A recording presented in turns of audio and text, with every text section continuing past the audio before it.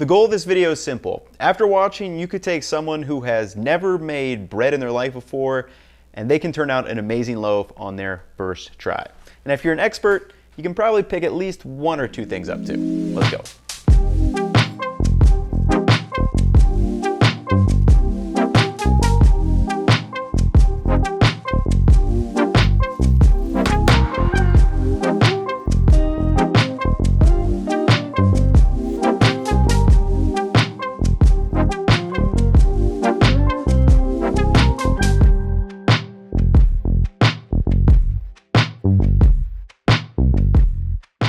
There's 4 things that we need to cover in this beginner's guide to sandwich bread. Number 1, the difference between lean and enriched doughs, the latter of which we are making today. Number 2 is the sandwich bread blueprint, where I'll point out pro tips and mistakes to avoid when making this sandwich loaf. Number 3 is turning that loaf into a cinnamon swirl bread, and then number 4 is doing the same for an everything bagel bread. So first up, what the hell is the difference between a lean dough and an enriched one, and why does it even matter? From the Professional Chef by the Culinary Institute of America, lean doughs are just flour, yeast, salt, and water. That's it. They could contain small amounts of sugar and fat, but not enough that will change the texture. Breads made from lean doughs have a chewier texture and a crisper crust. Think of your sourdoughs, ciabattas, and most pizza doughs. An enriched dough, on the other hand, is what we're making today. One big difference in the final product is, if I squeeze this, there's not really any crackly sounds like that classic ratatouille scene. Listen. Oh, a symphony of crackle. Oh. It's a dough with higher amounts of sugars and fats like butter, eggs, and milk or cream. These doughs have a change in texture primarily due to the fats that are introduced. Enriched doughs will have a tender texture, and the crust is softer instead of crisp. So now that we've got those 2 basic bread types down, my first pro tip of the day before we start making the bread is always bake by weight. It's more accurate and more consistent. Let me show you why. Here are 2 leveled cups of flour. Same amount of flour, right? Well, when I weigh them, that's not quite the case. As you can see, we have a 35 grams of flour difference. The only thing I changed between the 2, for the one on the left, I poured the flour into the cup, and for the other one, I just scooped it right out.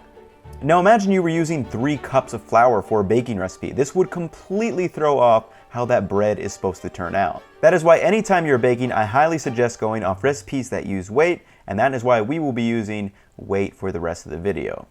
Scale talk aside, let's make this bread. Heat 230 milliliters of milk in the microwave for about 40 seconds until the temperature is somewhere between 90 to 100 degrees Fahrenheit.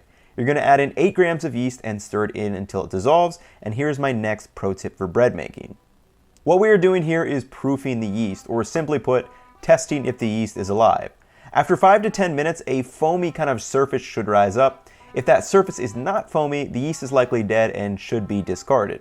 Additionally, according to the Ultimate Shelf Life Guide, open yeast will last 4 to 6 months in the fridge, and an unopened package will last up to 18 months. The yeast could last much longer though, which you can always check by proofing. While the yeast proofs, add 360 grams of bread flour, 20 grams of sugar or honey, and 7 grams of salt to a large mixing bowl. With our yeast fully proofed, you're going to pour that mixture in along with 50 grams of melted butter. Now begin mixing the ingredients together with your hand until no dry flour remains and a shaggy dough has formed. A lot of bread recipes will have you start kneading this right now, but see how it's all sticky? It's quite annoying to knead this, so what I like to do is let it rest for 20 minutes. During this time, the dough will relax, lose its stickiness, and make it so much easier to knead. In just 20 minutes, you can see how it's no longer sticking to my hands. I would like to point out, if you are using a stand mixer for this recipe, you can go ahead and skip this step, but since we are doing it by hand, I highly suggest letting it rest. Once rested, turn the dough out onto a counter and knead for 8 to 10 minutes. This is the gluten development period, which exists in 4 separate stages. My next pro tip is understanding these stages. Short development, or stage 1, is when the dough becomes a homogeneous mass, but comes apart when working with the hands. This was that really sticky dough that just came away with our hands and didn't want to stick to itself. Improved gluten development is stage 2. This is a dough that sticks together and is no longer very sticky, but when checking for a gluten window, it will tear. This is about where we are after letting it rest for those 20 minutes. Intense gluten development is stage 3. This is where the dough is smooth and it will hold a thin, see-through gluten window.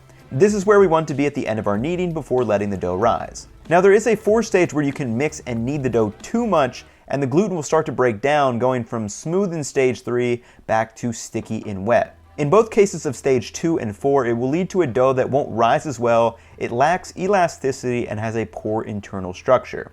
This is why I advise setting a timer for 8 or so minutes, pop on some Netflix and knead that dough until it is completely smooth.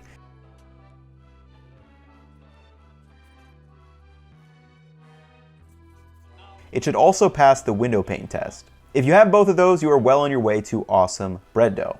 Now that our gluten is developed, it's time to let the dough rise. Lightly grease the mixing bowl and add in the dough.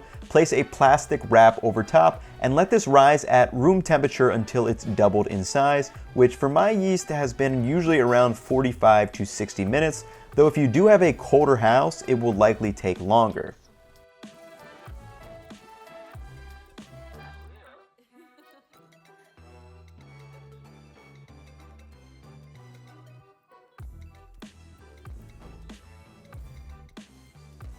After right about 45 minutes, the dough has doubled and now it's time for final shaping for our loaf pan.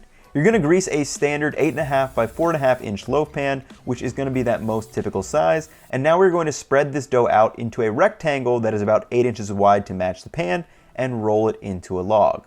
And a little side note, this is the step where we will be adding the flavoring for our other breads. I'll show you guys how in a little bit. You're going to add the dough to the loaf pan and lightly grease some saran wrap and just gently place it over top. We're going to let this rise again until the dough domes about 1 inch or 2 over the edge of the loaf pan.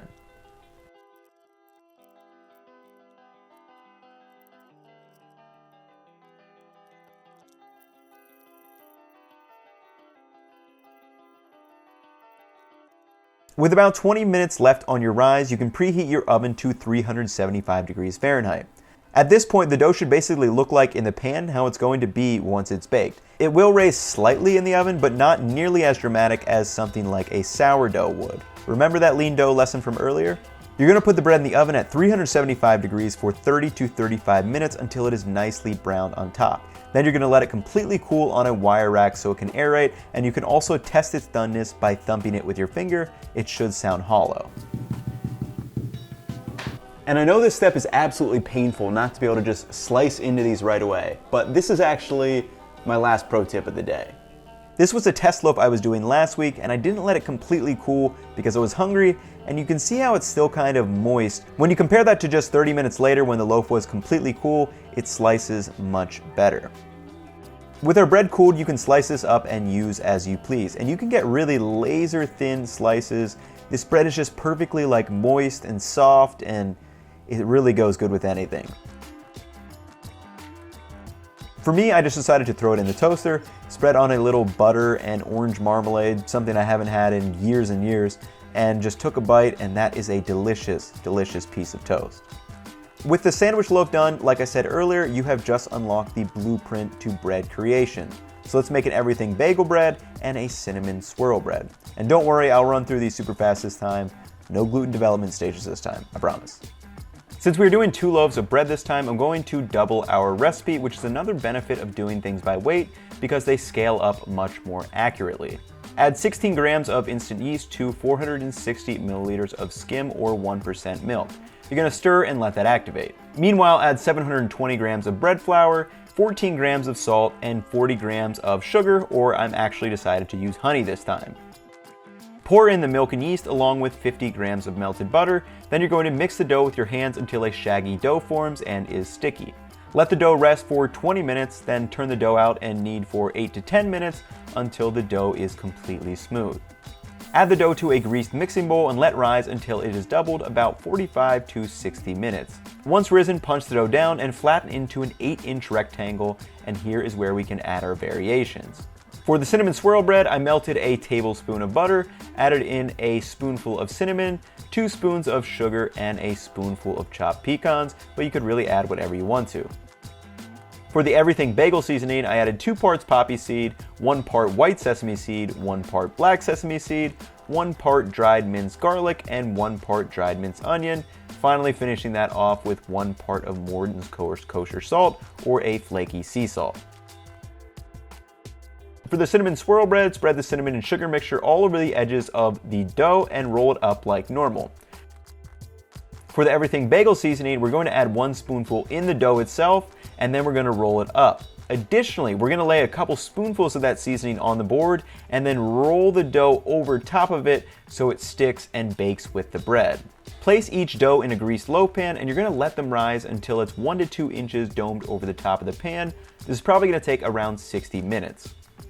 So while I'm sitting around just waiting for the everything bagel bread and the cinnamon bread to rise, I did kind of want to point out that this is technically the first time I've actually tried it with these flavorings and this format, but it's going to work because we're not actually changing any of the underlying technique of that plain sandwich loaf. Like, we have the blueprint, so we're just kind of adding a little bit of spices here and there. And I know it's like I probably should have tested it, but it's going to work. I promise. It'll work. Hopefully. With our dough risen perfectly, bake at 375 degrees Fahrenheit for 30 minutes, and now we're going to let them cool on a wire rack. And then finally, oh so finally, we can slice and enjoy. For the cinnamon swirl bread, one thing that I would have liked to get a little bit better for next time is make tighter rolls with that cinnamon mixture so it swirls more throughout. For the everything bagel bread, I was really surprised and happy with how the flavor came out. That everything bagel seasoning pairs so well, and once you toast that up and spread some cream cheese on it, you absolutely feel like you are eating a bagel, but it's actually just bread that you made yourself. The everything bagel bread with cream cheese, that hits the spot. I could probably count the number of times I've had toast in the past like 5 years on one hand. I've had 2 pieces in like the past 5 minutes. But anyway, that's gonna wrap it up for the video. Hopefully you guys enjoyed. I mean, I know it was a lot. Like I said, I wanted to cover everything that, if you've really never tried bread at all before, hopefully you have the confidence now to know kind of what you're doing and how you can make an awesome loaf of sandwich bread. And I think I'm gonna do a video showcasing some recipes. I've got some ideas. Might do some French toast for this guy and an egg sandwich for this one, and then maybe just like a classic grilled cheese with the plain loaf. But absolutely delicious. These come together in a couple hours, so perfect for the weekend when you're hanging around, and then you can do some dough stuff intermittently. But yeah, if you guys found the video enjoyable, found it valuable, enjoyed the content, definitely drop me a like and subscribe. But that's gonna wrap it up for this one. I will catch you all in the next one. Peace.